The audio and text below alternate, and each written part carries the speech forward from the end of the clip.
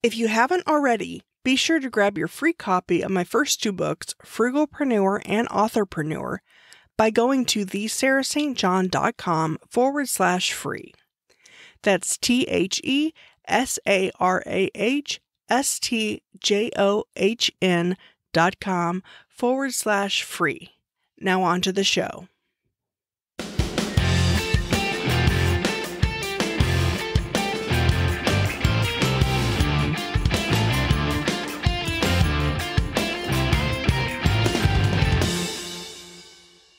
Welcome to the Frugalpreneur podcast. I am your host, Sarah St. John, and my guest today is a U.S. Today and Wall Street Journal bestselling author with over 100,000 students in over 180 countries enrolled in his online courses. He hosts 3 podcasts and several evergreen virtual summits where he teaches people how to grow their businesses and achieve personal transformations.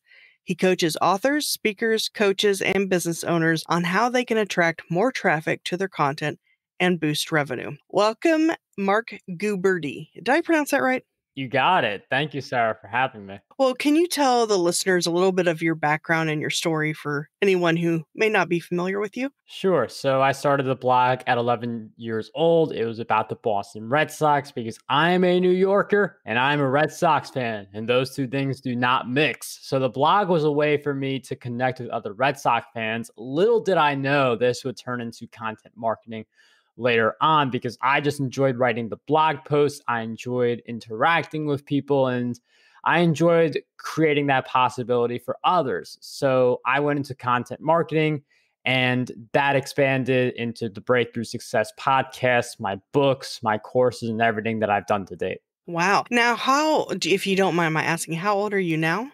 22.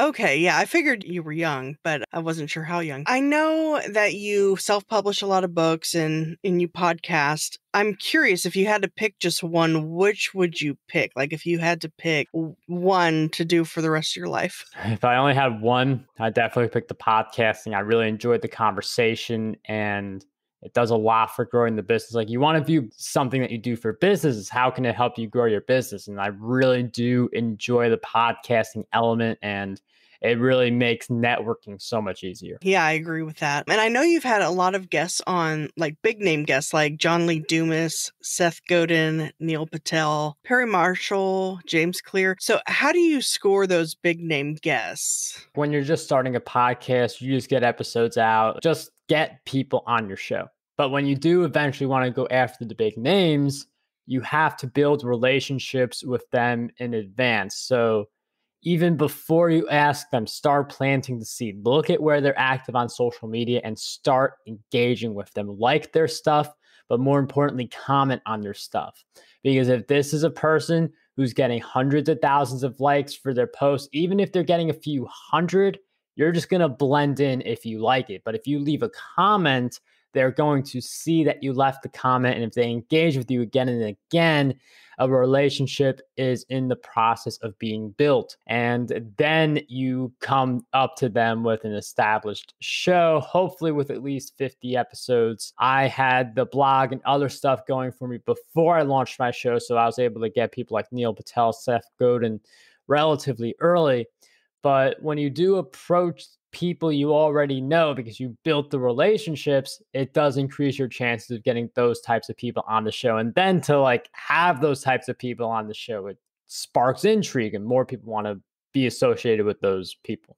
Yeah, I've done that a bit too, like commented on different people's posts and just kind of started a conversation with them. And I've noticed that does open doors. And then, like you said, as you get more guests, like noticeable names, bigger names, then even bigger names will, it kind of snowballs, I guess you could say. So one thing I really like about your show, Breakthrough Success, which I'm not sure if I had mentioned that yet, is that you're a really good interviewer. I enjoy the conversational style that you have with your guests and how you're able to, like maybe they'll say something and then you'll come in with kind of your spin on it or opinion or kind of just furthering what they said, basically. And then you ask great questions and all of that. So are these things that you have been trained on or educated on, like researched and whatnot, or is it just more of a natural thing for you? The only reason I'd say it's natural now is just because of the sheer volume of interviews. Like if you listen to my episode 1, it doesn't sound like that. And at the beginning, you want to prepare, you want to have all the questions written out because the big fear, it's your first time doing an interview or your first few times. You want to make sure you don't run out of questions to ask in the conversation. But what's been working for me now is less preparation. All I do now is I just have the introduction for the guest that they almost always provide for me through Acuity, and I have the topic, and then I just run with it. And when you do it that way with no prep, you don't know what the next question is going to be. You have to listen to the guest. Sometimes what new hosts will do is they'll like sort of listen, but they'll more think about how to ask their next question that they have. Like they asked question number 1, so now question number 2 has to be next no matter what. But when you don't have those questions, it forces you to find the question within what your guest is saying. Yeah, and I find that you do a great job of that, and I love listening to your show. Have you done any solo episodes? I don't remember. I recently started Solo Saturdays. It's going to be a weekly series, like 5 to 10 minutes. So have you found that, like, as far as either downloads or just interaction with listeners, that it higher or lower with a solo show versus an interview? Because I mean, I don't know. I've heard that people say, oh, well, you shouldn't just do all interviews because then the guest is shining and you aren't shining at all, really, and all that stuff. I think on your interviews, though, you do shine half the time and then your guest shines half the time because there's the good balancing there. But I think for a lot of people, though, their guests probably are the ones shining. And then so it's like the listeners connecting with the guests more than the host. And so some people think that you either shouldn't have an interview show or you should do like half and half. What is your opinion on that? And what have you seen? I like to do a mix. So most of my shows are interview style, and then I do have the Solo Saturday. The interviews, it's the networking. It's like podcasting's like the only, I don't know if this is true for you, but like it's the only line of work where you really do get to interact with people while working. Like I'm not interacting with anyone when I write a book. I'm not interacting with anyone when I'm doing a YouTube video unless it's a live. Podcasting is one of the ways you get that interaction. And then each person who's on your show is going to share the episode. You've got thousands of people sharing your content in the span of years based on how many interviews you do.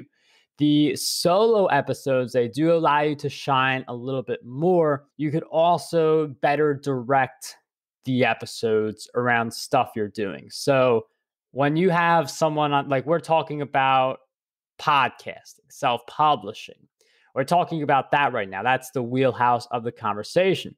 But you in the solo episodes could talk about topics that lead up to your offers, that lead up to a product launch that you are planning. So there's a little bit more control in how you use the episodes to introduce certain things and lead people in a certain direction. Like for my content, sometimes I'll try something different and it won't work. And part of that is because I didn't warm people up to the concept yet. So the solo episodes, they give you a lot more flexibility in what you cover and also what types, like the monetization piece of podcasting. And do you monetize your podcast, or what ways do you monetize?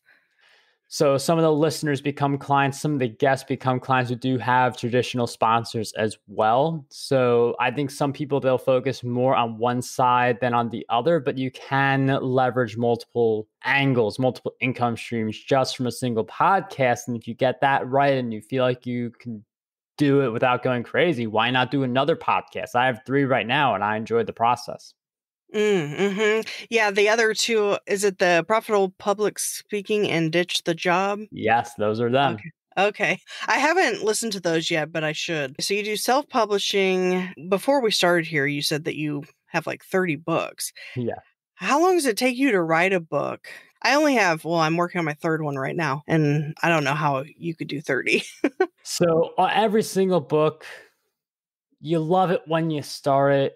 You just want to get the thing over with towards the end. The way I get the books done is I only go for 15,000 words, around that range for my books. So we're not talking novels or anything like that. And with 15,000 words as a target, it's only 1,000 words each day. So with that in mind, 15 days, sometimes 20 days because I want to do 20,000 words. But it's just thinking in terms of word count and then filling up the pages. It's easier to do it this way with nonfiction rather than fiction, because fiction, you really have to think about plot. You have to think about character development and stuff like that. But I focus on nonfiction. So that's been the strategy that has worked for me so far. Yeah, the books I have are around 10,000 words. So, well, I guess technically yours are 50% longer than mine, but kind of in that same range though. What is your favorite book that you've read, or even maybe the best-selling book? Of mine, or like of an author that I like? Well, I guess we could do, I meant of yours, but yeah, we could do both. I mean, I like all the books I've written. The two books that have done really well, I hear a lot of people say I really enjoy these books. These had a big impact on me. Content Marketing Secrets, Podcast Domination, YouTube Decoded. Those are actually, I think I said two earlier. Those are the three that I've just heard the most positive engagement with overall. YouTube Decoded, I did do a book signing, so that one I'll always keep in mind. And book that I've enjoyed by some other author, The Compound Effect, Darren Hardy, one of the best books. I recommend it on almost every show where they ask me that question. It really puts into perspective what each day leads up to in the context of like 1 year later, 2 years later, and so on. Oh, that's interesting. I've heard of the book, but I haven't read it yet. I read a lot though, so I'm sure I'll add that to my Amazon save for later, because I have all your books on there as well as like 100 others. You had mentioned the YouTube Decoded book. I know you have a lot of YouTube videos. Do you find that YouTube or podcasting yields better results as far as views, downloads, interaction, clients? Both of them do good in their own ways. I mean, YouTube, the thing I love about them a lot more than podcasting is that the data is so much better. You get to see click-through rate, you get to see retention rate, you get to see what keywords people are finding you for. Those are things that you don't really see those in your podcast analytics. So YouTube analytics just blows the podcasting analytics away. With podcasting, the ability to interact with people through interviews one-on-one. Although you could do the same exact thing on YouTube. Some people, they just take the video versions of their podcast episodes, and that is all their YouTube channel is. So I'd say each one does have its strengths and weaknesses. I don't think it would be good to only be on one of those platforms, especially with how easy it is to repurpose. So like a podcast interview, again, could be a YouTube video.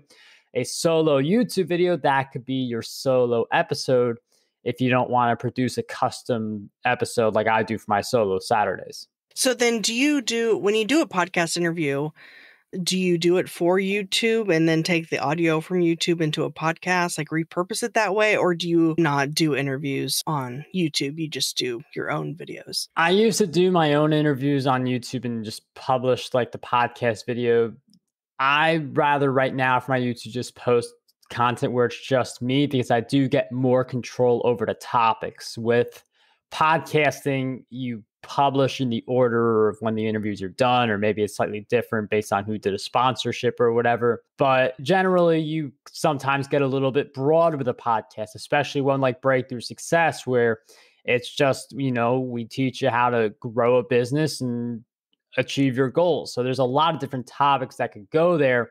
But YouTube, I like to keep it to a select few topics to just focus in on a few areas. Yeah, I've been watching some of them lately, like the ones about Udemy, and I'm trying to remember what the other ones are that I think I commented on one this week. I don't remember which one it was now, but yeah, it's definitely interesting topics. So how do you find the time to do all this? Because you've got the YouTube channel, the 3 podcasts, 30 books. So is this what you do full time, is all of this stuff, or do you have like a day job?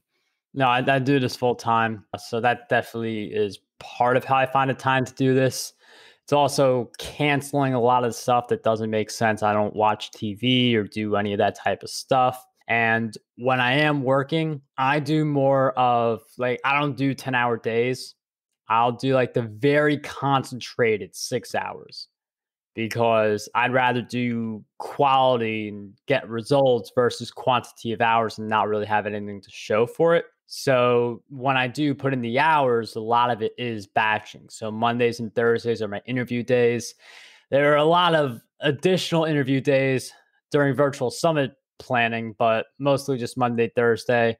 And then I just do 1 to 2 days a week where I'm actually doing new videos because I just need 3 new videos each week. Sometimes I stretch that to 4 or 5, but it's just batching for me. For some stuff has worked really well, and then doing other stuff daily. And each person's different. Each week I'm different. And I just keep playing to what works the best. Yeah, you just mentioned virtual summits. That was something I was curious about. How many have you planned now, and what is that process like? It's a great business model. You get to grow your email list very quickly. It does depend on the speakers you have because you want the speakers to promote the summit. That's how you grow your email list, make considerable revenue from it. But it's pretty much like a podcast where instead of launching 2-3 episodes at launch, you launch like 50 episodes because you do that many interviews with different speakers. And you get people to join the summit by providing their email address. So you have them on your list, even if they don't buy anything. You lead them to like get the all access pass or get the lifetime pass, depending on what you want to call it. So instead of only having 24-hour access to sessions, you get lifetime access. And then an upsell at the end, maybe a training course, maybe a done for you service, whatever you choose to have. But I think if you are really comfortable with podcasting, you should definitely consider virtual summits because it's just a bunch of interviews and you want to add some different stuff from time to time. Maybe someone does a presentation, you spice things up. So it's not just entirely interview, but the bulk of it is interview. And podcasters really do have a good advantage when it comes to organizing them. Wow, that's so basically okay. So it's like you're recording a bunch of podcast interviews with video, I guess. And then now, are you having to pay the speakers? I assume not in that since it's okay. And then they probably all promote it to their social media or email list. And so, wow, yeah, that would be quick exposure. So there really isn't an upfront cost then to, well, I mean, I guess maybe whatever platform Like just you might. tools, like affiliate links. I use Thrivecart for that. I use Optimized Press for my website setup. You could use something different if something else makes sense for you, but that's my current setup. Okay, so yeah, not much expense, and then people pay Yeah. to watch the videos and whatnot. That's interesting. How did you even get the idea to do that? And how did you throw it all together on your own? I've thrown all the summits I've done together on my own, except for one that I'm doing right now in a partnership. But other than that, I've done them on my own. I just came across virtual summits. I'm not sure like how I came across them or like how the conversation started, but once I saw this and I was enjoying the podcasting, I was like, this is the next avenue I have to pursue. And I've been very happy with it ever since. Wow, yeah, and especially with this day and age where Yeah. everything's virtual now, I imagine that could be a good business model for like if someone that's all they did. Interesting. I'm gonna have to look into that. And I know you were at a new media summit at one point. Is that correct? And the way that works, as I understand it, is a bunch of people coming together to basically pitch their podcast to either, or pitch themselves, I guess, to be on other podcasts and vice versa. That's exactly how it works. Okay. That's Steve Olsher? Yes. Yes. Okay. Yeah. I love his podcast magazine and just everything he's doing. Yeah. He's doing a lot of good stuff. I did his 5 days, 5 podcasts in 5 days or whatever, that course. I don't know if you've heard of it, but so do you do any courses too? Yeah, I have a bunch of courses on Udemy and Skillshare that I don't really promote too much anymore. I'd rather use those for passive income. Content Marketing Plaza, that's my main course, contentmarketingplaza.com. It goes into how to build a successful content brand, everything from create content to promote and monetize. And I keep creating courses based on what people want. And I've slowed that down a little bit lately just so I can get a lot more metrics and engagement to like at this stage, I want to only create a big course that's going to be a big hit because I've created a lot of the Udemy Skillshare courses already that they do well and they continue to do passive income for me.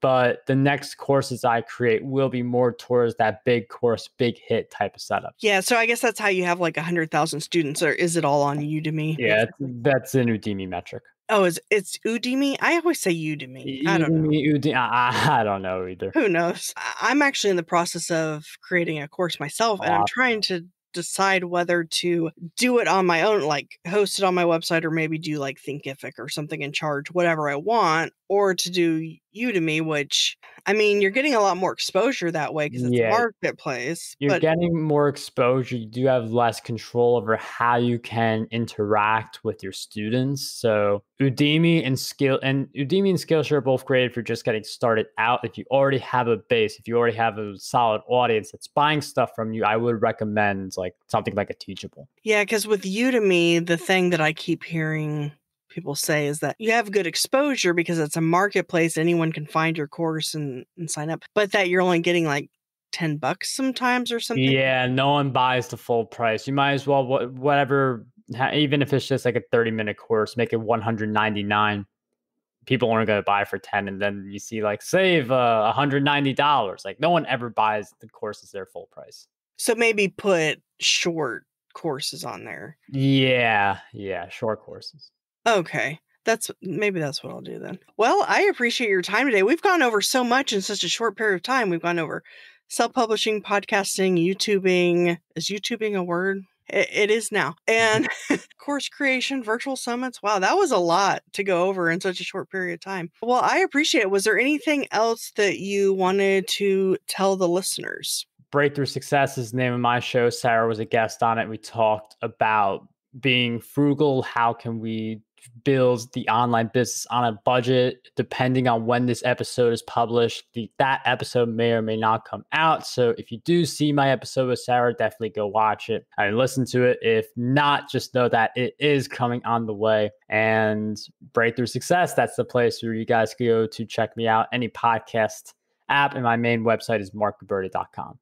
Okay, yeah, and I'll also have show notes at thesarahstjohn.com/Marc, and that's Marc with a C, M-A-R-C. All right, well, I appreciate your time today. Thank you, Sarah, for having me.